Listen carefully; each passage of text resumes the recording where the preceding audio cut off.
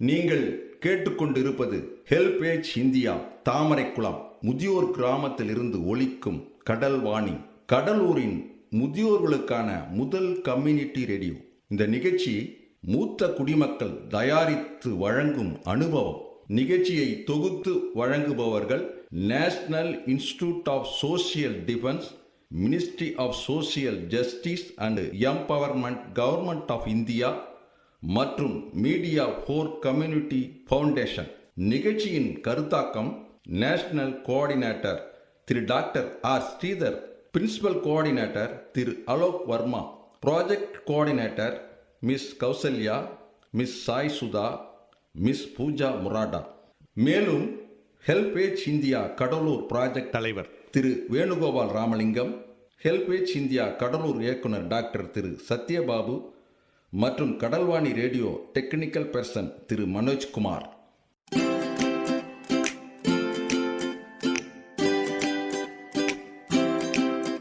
தந்தனத்தம் என்று சொல்லியே வெள்ளினில் பாட, ஆமா வெள்ளினில் பாட வந்துடுச்சு கடல்வாணியே, வந்துருச்சு கடல்வாணியே. நல்ல நல்ல கருத்துக்களை நாங்களும் தினமும் பாட, நாங்களும் தினமும் பாட, நல்ல நல்ல கருத்துக்களை நாங்களும் தினமும் பாட, நாங்களும் தினமும் பாட, சொல்ல வந்த கருத்துக்களை நீங்களும் தினமும் கேட்க, நீங்களும் தினமும் கேட்க, சொல்ல வந்த கருத்துக்களை நீங்களும் தினமும் கேட்க, நீங்களும் தினமும் கேட்க. வந்துடுச்சு கடல்வாணியே, வந்துருச்சு கடல்வாணியே.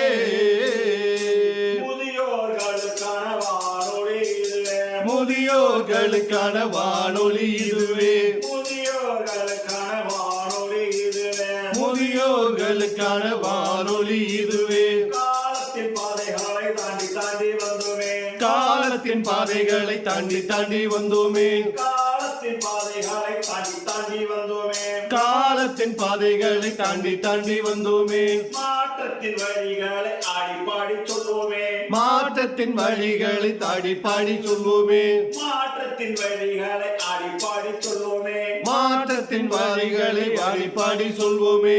வந்துடுச்சு கடல்வாணியே, வந்துடுச்சு கடல்வாணியே, வந்துடுச்சு கடல்வாணியே, வந்துருச்சு கடல்வாணியே.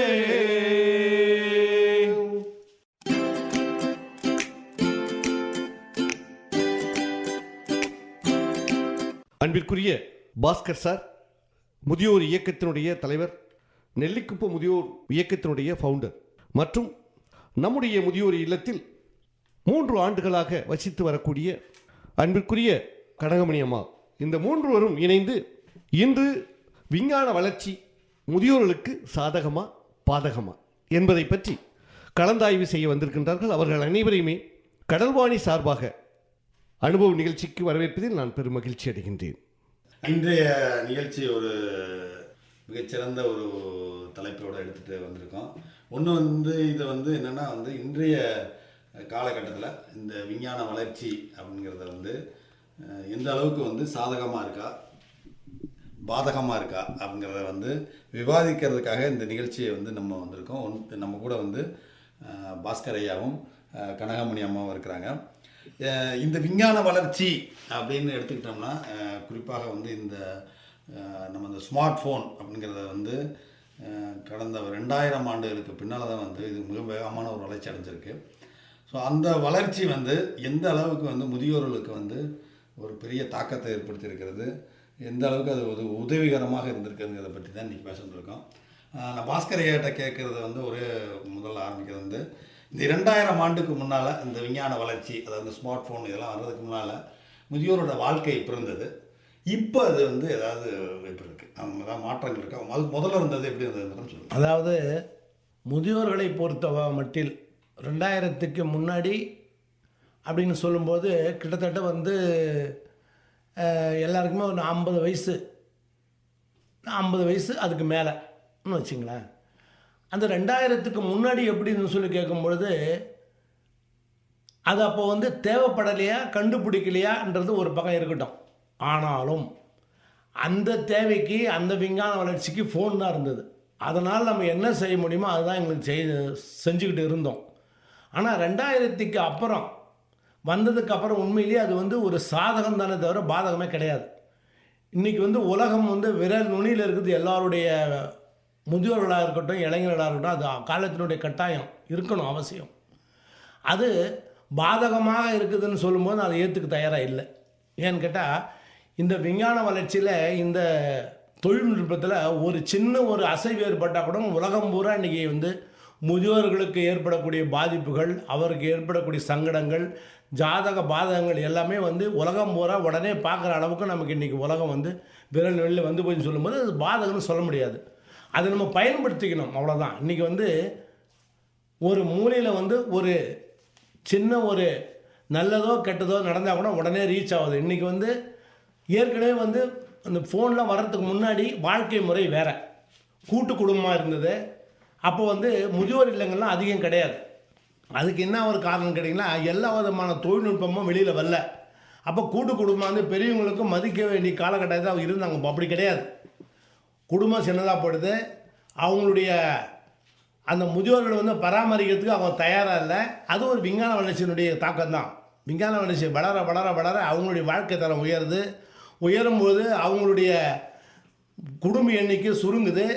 சுருங்கும்போது அவங்களுடைய தேவைகள், அவங்களுடைய கல்யாணம் முடிஞ்ச பிற்பாடு, இளைஞர்கள் கல்யாணம் முடிஞ்ச பிற்பாடு அவங்களுடைய மனைவிமார்கள், அவங்களுடைய சுற்றத்தார், அவங்களுடைய உறவினர்கள் பார்த்துக்கிறது ஒரு பக்கம். அவங்களுடைய தேவைகள் அதிகமாக இருக்கும்போது முதியோர்களை கவனிக்க முடியாத ஒரு சூழல் ஏற்படும் பொழுது நமக்கு இந்த விஞ்ஞான வளர்ச்சி என்பது அந்த நேரத்தில் நமக்கு என்ன தேவைன்னு நம்ம மற்றவங்களுக்கு சொல்கிறதுக்கு ஒரு யூஸ்ஃபுல்லாக இருக்குது. அது மட்டும் இல்லாத இன்றைக்கி வந்து இந்த சமுதாயம் எப்படி போயிட்டு இருக்குது அப்படின்னு தெரிஞ்சுக்கிறது ஒரு நல்ல வாய்ப்பு. இந்த முதியோர்களுக்கு என்னென்ன பாதிப்புகள்லாம் அந்த உலகத்தில் வருது, குடும்பத்தில் ஏற்படுது. ஒன்றும் இல்லை பாருங்களேன். இன்றைக்கி எங்கேருந்து வந்திருக்கீங்க? நீங்கள் டவுன்லேருந்து வந்திருக்கீங்க? ஆமாம், நெல்லிக்குப்பம் டவுன்லேருந்து நான் வந்திருக்கிறேங்க. நான் வந்து 1950 நான் பிறந்தது. 72 எனக்கு திருமணம் ஆச்சு. அந்த 72 திருமணம் ஆகும்பொழுது ஃபோன் வந்து அந்த லேண்ட்லைன் ஃபோன் தான். அந்த லேண்ட்லைன் ஃபோன் கூட எனக்கு எடுத்து பேச தெரியாது. எடுத்து ரிசீவர் எப்படி வைக்கணும்னு தெரியாது எனக்கு. அதனால் வந்து அந்த நேரத்தில் வந்து அது ஒரு பெரிய ஒரு ஆச்சரியம். அதாவது ஒரு வீட்டில் டிவி இருந்ததுன்னா பெரிய ஆச்சரியம், ஒரு வீட்டில் சைக்கிள் இருந்ததுன்னா பெரிய ஆச்சரியம், ஒரு வீட்டில் ரேடியோ இருந்ததுன்னா அதை விட பெரிய பெரிய ஆச்சரியம். நிகழ்ச்சியை தொடர்ந்து கேட்பதற்கு முன் மூத்த குடிமக்கள், அதாவது சீனியர் சிட்டிசனின் உதவிக்கான டோல் ஃப்ரீ ஹெல்ப்லைன் எண்ணை நோட் பண்ணிக்கோங்க. 145667. இந்த டோல் ஃப்ரீ எண் காலை 8 மணியிலிருந்து இரவு 8 மணி வரை செயல்படும். மூத்த குடிமக்களின் உதவி மற்றும் ஆதரவிற்காக இப்போ அனுபவ நிகழ்ச்சி தொடர்ந்து கேட்கலாம். நான் இங்கே என்ன கேட்க வந்தேன்னா, அவங்க இயக்குனர் வந்து 15,000 முதியோர், கிராமத்தில் உள்ள முதியோர்களை பற்றி அவங்க இயக்கமாக நடத்திக்கிட்டு வர்றாங்க. அவங்க பல அனுபவங்கள் உள்ளாங்க. டவுனில் உள்ளவங்களுக்கு இந்த ஃபோனில் என்னென்ன அதை எப்படி செய்ய முடியும்னு தெரியுது. ஆனால் கிராமத்தில் உள்ளவங்களுக்கு எந்த மாதிரியெல்லாம் இது கிடைக்கவில்லை. டவுனில் உள்ளவங்க கிடைக்குது, கிராமத்தில் உள்ளவங்க கிடைக்கல. அந்த மாதிரி கொஞ்சம் திருப்பிடும் போது அவங்களுக்கு நம்ம என்ன பண்ணணும், நம்ம என்ன செய்யணும் இந்த அனுபவம் மூலமாக. இல்லை, ஒரே ஒரு விஷயம் என்னன்னா, கணக்கமணியம்மா, இப்போ இது என்னென்னா, இப்போ இந்த விஞ்ஞான வளர்ச்சி, இந்த மொபைல் ஃபோன் இதெல்லாம் வந்ததுக்கு முன்னாடி என்ன சொல்கிறாங்கன்னா, பொதுவாக ஒரு குடும்பத்தில் சொல்கிறாங்க, சமுதாயத்தில் என்ன சொல்கிறாங்கன்னா, இது வந்து மனிதனை வந்து தனித்தனியாக பிரிச்சிருச்சு. என்ன அதில் வந்து இப்போ வந்து இதில் அதிகமாக பாதிக்கப்படுறது வந்து முதியோர்கள் தான். ஏன்னா எல்லாமே மொபைலில் ஃபோனை பார்த்துக்கிட்டே இருக்காங்க. மொபைல் ஃபோனில் தான் வந்து எல்லாமே தெரிய ஆரம்பிச்சிருச்சு. ஏன்னா அந்த கூட்டு குடும்பம்ங்கிறது வந்து வீட்டுக்குள்ளே இருந்தாலும் அது சிதைஞ்சு போச்சுன்றாங்க.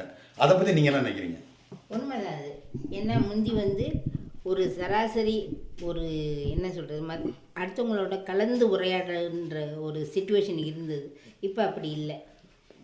இவங்களோட இது இவங்களுக்கு, அவங்களோட இது அவங்களுக்கு, அந்த மாதிரின்ற அளவுக்கு தான் இப்போ இருக்குதே தவிர யாருமே வந்து ஒரு நெருங்கிய ஒரு என்ன சொல்கிறது, ஒரு நல்ல நட்பு வட்டத்தில் யாருமே இல்லை. அது குடும்பமாக இருந்தாலும் சரி, குடும்பத்துக்கு அப்பாற்பட்டு இருந்தாலும் சரி.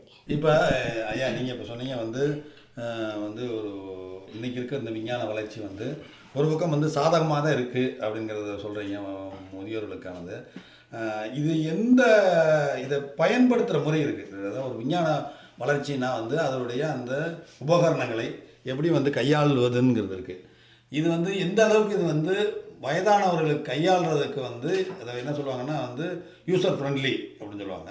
இந்த யூசர் ஃப்ரெண்ட்லியாக வந்து இன்றைக்கி இருக்கக்கூடிய இந்த விஞ்ஞான வளர்ச்சி முதியோர்களுக்கு இருக்கா? இல்லை.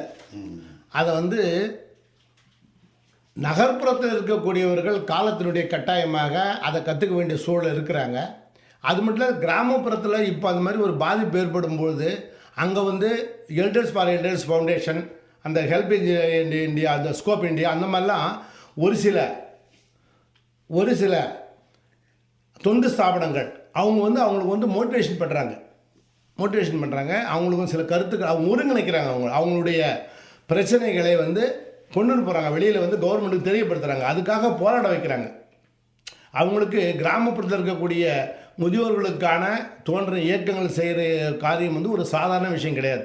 அவங்கள ஒருங்கிணைக்குது, அவங்களுக்கு வந்து அந்த விஞ்ஞான அறிவை புகட்டுறது, அவங்களுக்கு குறைபாடுகளுக்கு அரசாங்கத்துக்கு எடுத்து சொல்கிறது, அதுக்காக போராட வைப்பது, அந்த மாதிரி அவங்க தெரியாதவங்களுக்கு அந்த மாதிரி அந்த ஒரு அமைப்புகள், இந்த எல்டர்ஸ் ஃபார் எல்டர்ஸ் ஃபவுண்டேஷன், அந்த மாதிரி அவங்க இருக்கும்போது எனக்கு என்னென்னா இளவரசர் தான் சொல்லுவேன். எனக்கு என்னென்னா இப்போ நானே பல விஷயங்கள் இந்த செல்ஃபோனில் ஆப்ரேட் பண்ண முடியலனால இது நான் என் பையன்கிட்டயும் என் மகன்கிட்டயே கேட்டு நான் தெரிஞ்சுக்கிட்டேன். அல்லது அதை ஆப்ரேட் பண்ண முடியல, அவங்க தான் ஆப்ரேட்டே பண்ணுறாங்க. அப்படி ஆப்ரேட் பண்ணுறாங்கன்னு தெரியும் பொழுது எனக்கு பல விஷயங்கள் பல பல பல எனக்கான விஷயங்கள், என்னுடைய என்ன சொல்கிறது, என சொந்த விஷயங்கள் கூட அவருக்கு தெரிந்து அவர் பகிர்ந்து கொள்ள வேண்டிய நிலைமையில் நான் இருக்கேன். நான் இப்போ அவங்களை டிபெண்ட் பண்ணணும் அப்படிங்கக்கூடிய எனக்கு கவலை இருக்குது. இல்லை, இப்போ ஒரு குறிப்பாக ஒரு விஷயம் சார், நீங்கள் விஞ்ஞான வளர்ச்சியை வந்து இன்னைக்கு வந்து நம்ம தடுக்க முடியாது. விஞ்ஞான வளர்ச்சிங்கிறது வந்து கண்டிப்பாக அது வந்து வந்து கொண்டே இருக்கும். காலம் மாற மாற விஞ்ஞானத்தோட வளர்ச்சி வேகமாக இருக்கும்.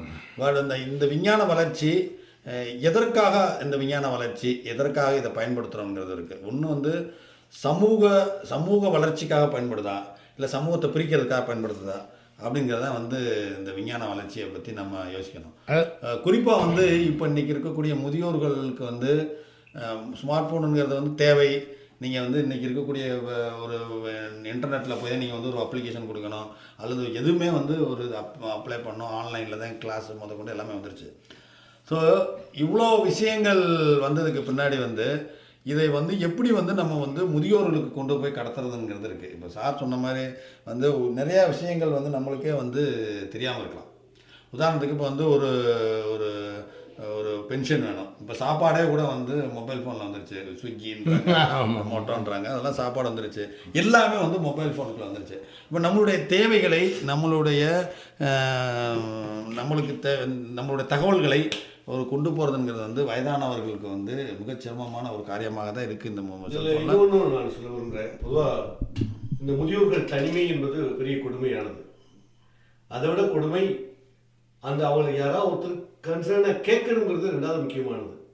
இப்போ குடும்பத்தில் எல்லாருமே அவங்கவுங்க ஃபோனை வச்சுட்டு அவங்கவுங்க பிஸ்னஸோடு தர்றாங்க. ஆனால் இந்த முதியோர்கள் இன்னும் தனிமைப்படுத்தப்படுகிறார்கள். இன்னும் அது அவங்களுக்கு இந்த ஹைப்பர் டென்ஷன் ஆகிடுது, யாரும் பேச மாட்டாங்க, யாரும் கேட்க மாட்டாங்க, நிறைய விஷயங்கள் வந்துருச்சு. டவுனில் உள்ள முதியோர்கள் அவங்க படம் பார்க்குறாங்க, இடம் பார்க்குறாங்க, ஏதோ ஒன்று பண்ணிட்டு இருக்காங்க அந்த செல்ஃபோன் வச்சு. ஸோ அப்படி இருக்கக்கூடிய முதியோர்களுக்கு முதியோர் இயக்கத்தின் சார்பாக நீங்கள் என்ன சொல்லுங்கள்? அதாவது உண்மை சார், அதாவது சமுதாயத்தினுடைய இந்த காலகட்டத்தினுடைய கட்டாயம் விஞ்ஞான வளர்ச்சி அவசியம். ஒன்று, அதை நம்ம புரிஞ்சுக்கணும். ரெண்டாவது, எல்லா குடும்பத்திலுமே அந்த 60 வயசுக்கு மேற்பட்டானா அது தனி வாழ்க்கை. ஒன்று, முதியோர்கள் வந்து அந்த முதுமையை நம்ம ஏற்றுக்கணும். அது இல்லாத நான் சாவியை கொடுக்க மாட்டேன், நான் சொல்கிறது தான் நடக்கணும், நான் சொல்கிறது தான் கேட்கணுன்னா அந்த கட்டம் இப்போ கிடையாது, அதை தாண்டி போயிடுது.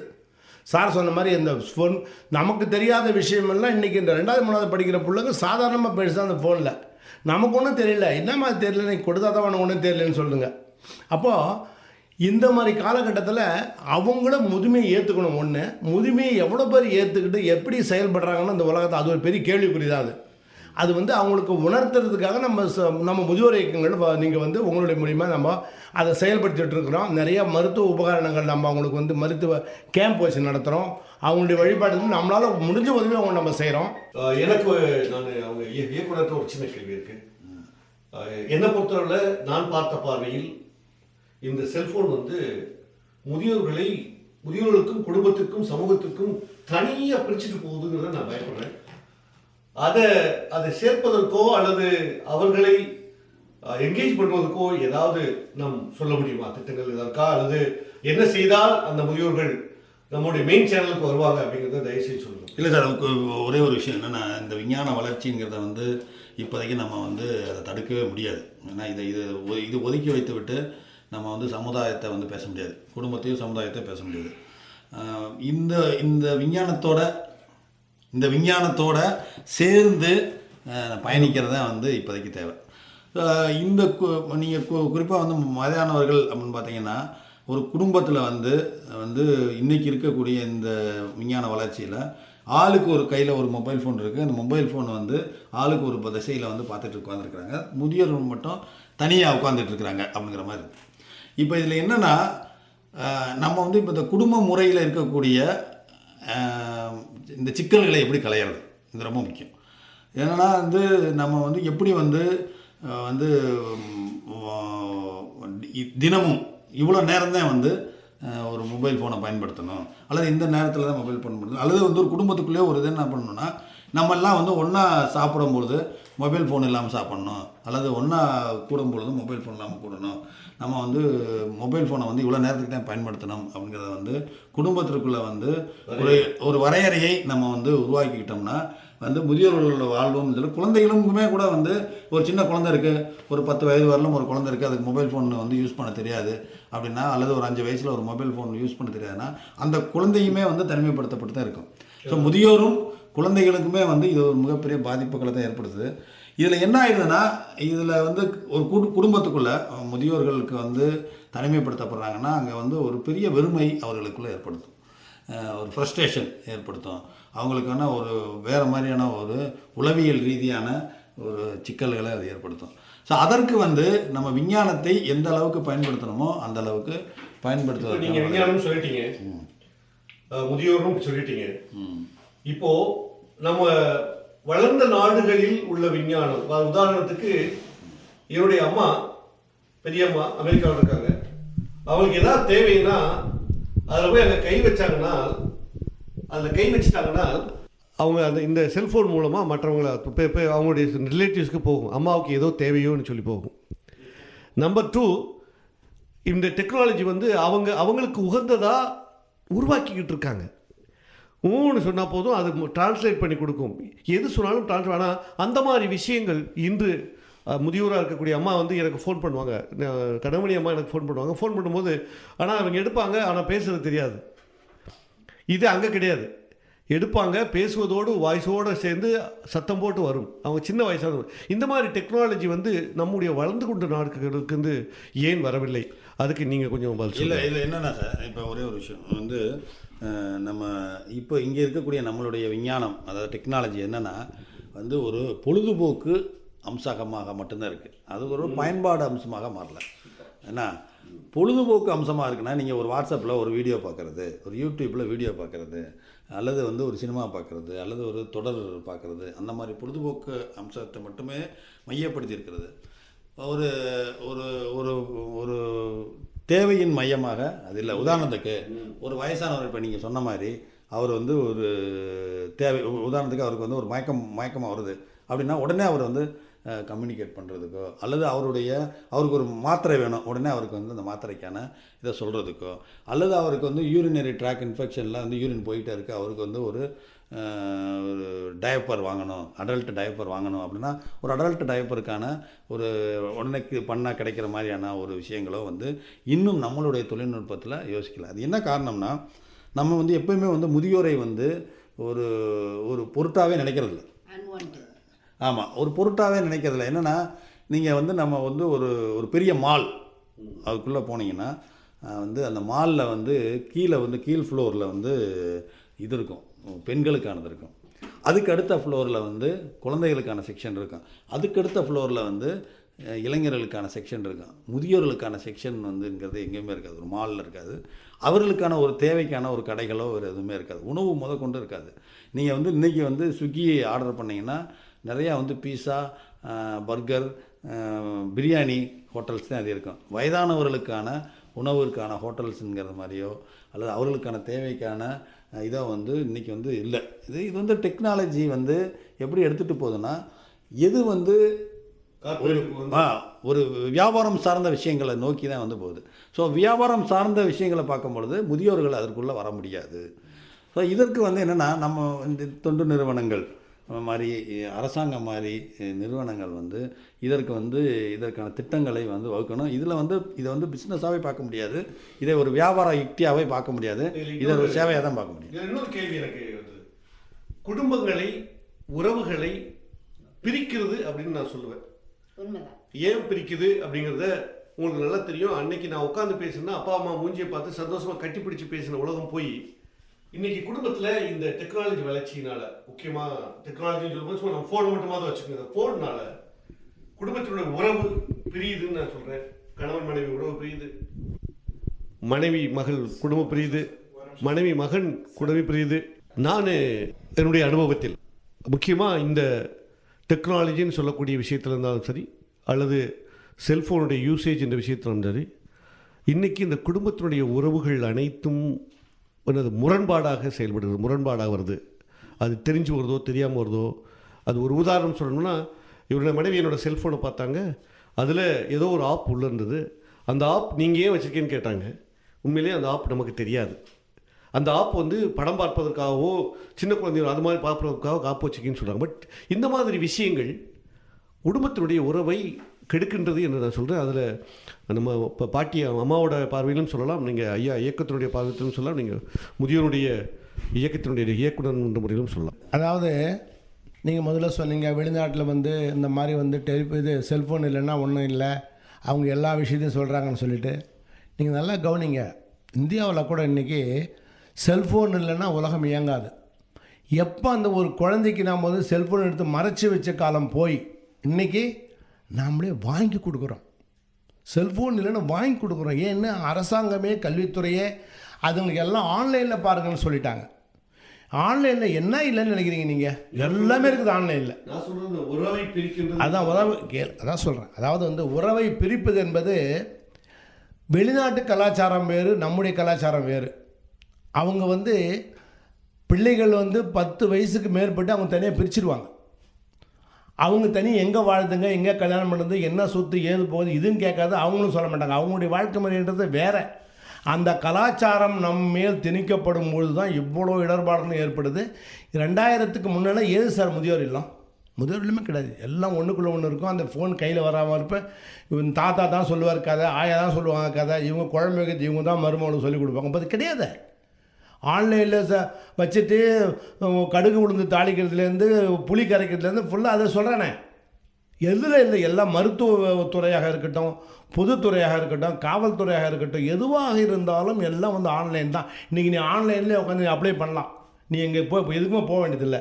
அப்போ அந்த அளவுக்கு ஒரு பக்கத்தில் இருந்தால் கூட இன்னொரு பக்கத்தில் நீங்கள் சொன்ன மாதிரி குடும்ப உறவுகள் முதியோர்களுக்கு சீர்பட்டு கிடக்கிறது, அது உண்மை. அதற்காக வேண்டிய 2000க்கு அப்புறம் தான் பல முதியோர் இல்லங்களும் பல இந்த மாதிரி உங்களை மாதிரி இந்த தொண்டு ஸ்தாபனத்தை முதியோர்களுக்கு பாடம் கற்பிக்கிறது, அவங்கள ஒருங்கிணைக்கிறது பல நாம் தான் செஞ்சிட்ருக்குறோம். செய்யும்போது நீங்கள் நல்லா கவனிங்க, அந்த முதியோர் இடத்தினுடைய கூட்டத்துக்கு வரும்போது முகத்தை பாருங்கள். இன்றைக்கி முதியோர்கள் சந்தோஷமாக இருப்பாங்க. ஏன்னு கேட்டால் அவங்க பழைய நினைவு கூத்தடி குதிக்கிறது, பாடுறது, ஆடுறது, அதான் நீங்கள் பண்ணுறீங்க. ஒரு முதியோர் இடத்துல ஒரு மீட்டிங் போட்டால் என்ன சொல்கிறீங்க நீங்கள்? எல்லாம் பாட விடுங்க, ஆட விடுங்க. நாம் வானானாலும் கேட்க மாட்டாங்க, எகிரி குச்சி ஆடுவாங்க. ஏன் பழைய நினைப்பு அவங்களுக்கு வீட்டில் அது கிடையவே கிடையாது. முகத்தை பார்க்கறது கிடையாது. குழந்தைகள் கேட்டால் நான் பாடம் படிக்கிறேன், அது நீ ஒன்றும் சொல்லவே முடியாது. யார் முகத்தை பார்க்குறாங்க? கிடையாது. ஆகவே அந்த காலகட்டத்தில் தகுந்த மாதிரி முதியோர்களுக்கு நம்ம எஜுகேஷன் பண்ணி அவங்கள முதுமையை அனுபவிக்கிறது. அதாவது இன்னொன்று நீங்கள் நல்லா பார்க்கணும் சார். நீங்கள் அதில் இந்த விஞ்ஞான வளர்ச்சியில் எப்படி நீங்கள் சொன்னாங்கன்னா முதியோர்களுடைய வயசு கூடி இருக்குது. ஏற்கனவே 1950 காலகட்டத்தில் 45 வயசு ஆவரேஜ் வயசு, 2000 50, இன்றைக்கி 2022 எத்தனைங்களா வயசு? இன்றைக்கி 65, 2030 67, எனக்கு இப்போ 75 73 போகுது. அப்போது இது எப்படி வந்ததுன்னு கேட்டிங்கன்னா மருத்துவ விஞ்ஞான வளர்ச்சி. இந்த மாதிரி செல்ஃபோனில் எனக்கு தொழில்நுட்ப வளர்ச்சி இல்லைன்னு சொன்னாக்கா கண்டிப்பாக 50 வயசில் எல்லாம் போயிடுவான். ஆவரேஜ் வயசு இன்றைக்கி நமக்கு கூடி இருக்கிறதுக்கு காரணம் அந்த மருத்துவ விஞ்ஞானம் வளர்ந்தது. இப்போ சீனாவில் ஒன்று கண்டுபிடிக்கிறோம், அமெரிக்காவில் ஒன்று கண்டுபிடிக்கிறோம், உடனே நமக்கு வருது.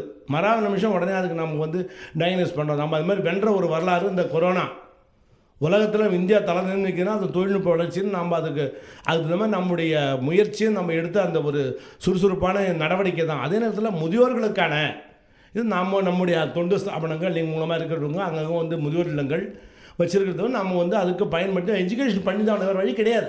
அம்மா பேசுங்கம்மா. அம்மா நீங்கள் சொல்லுங்கம்மா, உங்களுடைய தாக்கம் சொல்லுங்க. முதியோர்களுக்கு நிறைய தாக்கம் இருக்கிறது.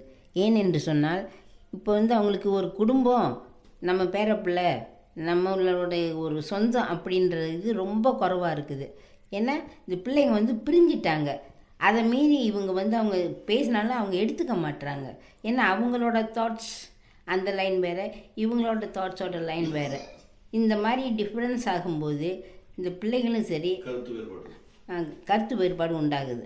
அதாவது இப்போ 2-3 விஷயம். ஒன்று வந்து நீங்கள் வந்து நம்ம வந்து ஒரு குடும்பம் அப்படின்னு எடுத்துக்கிட்டிங்கன்னா, குடும்பமே வந்து எதை அடிப்படையாக இருக்கும்னா வந்து நம்மளுடைய பாசம், நேசம், அல்லது வந்து நம்ம வந்து அரவணைப்பு, நம்ம வந்து நம்மளுடைய அணுகுமுறை, நமக்கு கேர் பண்ணுறது, இது இந்த விஷயங்கள் எதுவுமே வந்து ஒரு விஞ்ஞானத்துக்குள்ளே வராது. இல்லை, விஞ்ஞானத்துக்குள்ளே வந்து ஒரு விஞ்ஞானம் வந்து ஒரு மொபைல் ஃபோன் வந்து பாசமாக பேசிடுமான்னு சொல்ல முடியாது.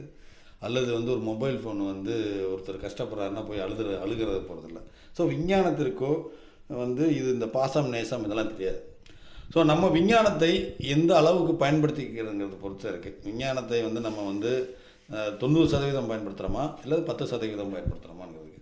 அப்போ 10% பயன்படுத்துகிறோம், 10% விஞ்ஞானத்தோட தேவை இருக்குன்னா 10% மாத்திரம் பயன்படுத்தினா போதும். மிச்சம் 90% நம்மளுடைய குடும்பத்தை வந்து முதியோர்களுக்கு வந்து செலவழிப்பது மூலமாக, அவர்களை ஆறுதல் படுத்துவது மூலமாக, அரவணைப்பது மூலமாக தான் வந்து இது வந்து நடக்கும். ஒரே ஒரு விஷயம் என்னென்னா, இப்போ நீங்கள் ஒரு டாக்டர்கிட்ட போகிறோன்னு வச்சுக்கோங்க. டாக்டர்கிட்ட போகிறதுக்கும் ஒரு டாக்டரை தொலைபேசியில் கேட்குறதுக்கும் வித்தியாசம் இருக்குது. அல்லது ஒரு டாக்டர்கிட்ட வந்து ஆன்லைனில் பேசுகிறதுக்கும் டாக்டர் நேரடியாக பேசுகிறதுக்கும். பொதுவாகவே முதியோர்கள் எப்படி எடுப்பாங்கன்னா, அவங்க வந்து ஒரு டாக்டர் நேராக உட்காந்து பேசி அவர் கையை பிடிக்கும் பொழுது அந்த கையை பிடிக்கிறதுக்கான அந்த ஒரு ஆறுதல், ஒரு தைரியம், ஒரு ஆன்லைனில் நீங்கள் வந்து ஒரு மொபைலில் பேசுகிறதுக்கோ அல்லது ஆன்லைனில் பார்த்து அவங்களுக்கு வந்து ஆலோசனை பெறுவதற்கோ வந்து வித்தியாசம் இருக்குது. ஸோ எப்போயுமே வந்து அதனால தான் நம்ம வந்து ஒரு குழந்தைகள் வந்து அப்பா அம்மாட்ட மொபைலில் பேசுகிறதோ அல்ல வீடியோ காலில் பேசுகிறதுக்கும் பக்கத்தில் உட்காந்து கையை பிடிச்ச அப்பா அம்மாட்ட பேசுகிறதுக்கும் நிறைய வித்தியாசங்கள் இருக்குது. ஸோ அதனால் வந்து நம்ம எப்போ வந்து இந்த விஞ்ஞானத்தையும் நம்ம வந்து இதையும் வந்து டெக்னாலஜியும் நம்ம வந்து எப்படி பயன்படுத்துகிறோங்கிறத பொறுத்து இருக்குது. ஏன்னா அவர்களுக்கு வந்து அது எவ்வளோ தேவைன்னு இருக்கிறத பொறுத்து இது எப்படி அவர்களை பாதிக்கும், அது எந்த அளவுக்கு வந்து அது வந்து பிரயோஜனமாக இருக்குங்கிறத வந்து நம்ம உணர்ந்து செயல்பட்டோம்னா வந்து நிச்சயமாக இந்த முதியோர்களோட வாழ்க்கையை வந்து மாறுவதற்கு வந்து நிறைய வாய்ப்புகள். அருமை அருமை அருமை அருமையாக சொன்னீங்க.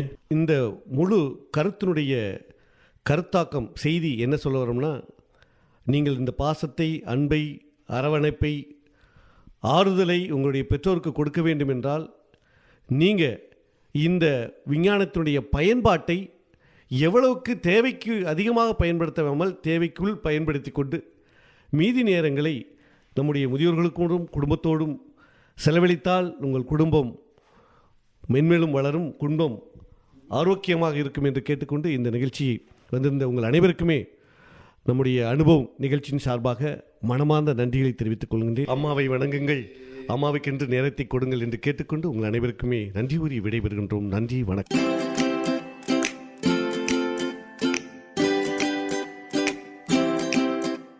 நேயர்களே, இந்த அனுபவ நிகழ்ச்சி இத்துடன் நிறைவு பெறுகிறது.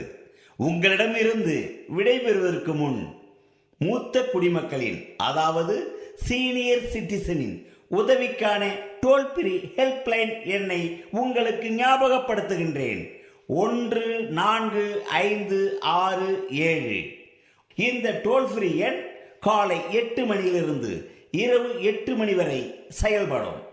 மீண்டும் அடுத்த அனுபவ நிகழ்ச்சியில் சந்திப்போம். நன்றி, வணக்கம்.